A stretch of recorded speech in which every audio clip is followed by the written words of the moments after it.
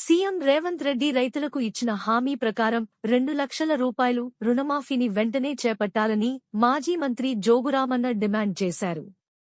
బోరస్ వద్ద ఆయన మీడియాతో మాట్లాడారు.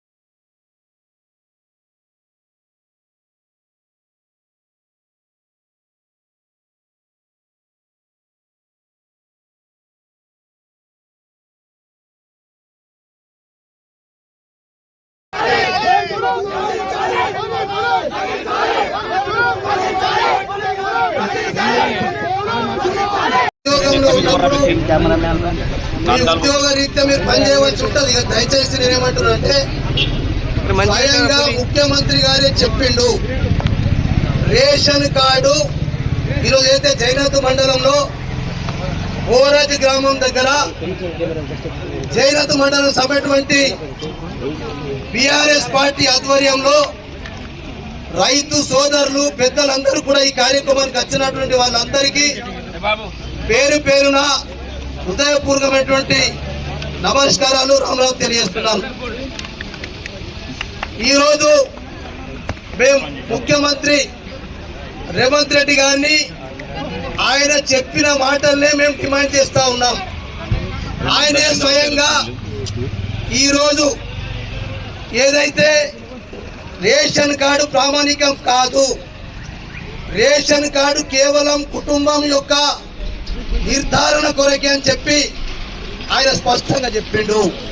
మేము అదే అడుగుతున్నాం. ఇలా కుటుంబంలో భార్య తీసుకున్నా, భర్త తీసుకున్నా, కొడుకు తీసుకున్నా, కోడలు తీసుకున్నా, ఆ కుటుంబంలో ఆయన క్లియర్గా చెప్పిండు, ఆ కుటుంబంలో భూమి ఉండి ధరణి పాస్బుక్ ఉండి ఆ ధరణి పాస్బుక్ ద్వారా బ్యాంకులో అప్పు తీసుకుంటే అందరికీ చేస్తామని చెప్పిన మాట అది స్వయంగా ముఖ్యమంత్రి గారు అయితే 3వ విడత చేసినప్పుడు తర్వాత సంక్రాంతి తర్వాత అయితే అప్పుడు ఎంపీ ఎలక్షన్ కంటే ముందు ఏదైతే date cut off date December 15 చెప్పిండు, ఆ డేట్ లోపల చేస్తామని చెప్పి మేమేమడుగుతున్నాం, ఇవాళ అది కావాలని చెప్పి అడుగుతున్నాం. దయచేసి ఇక్కడ ఉన్నటువంటి పోలీస్ సోదరులు కూడా అర్థం చేసుకోవాలా.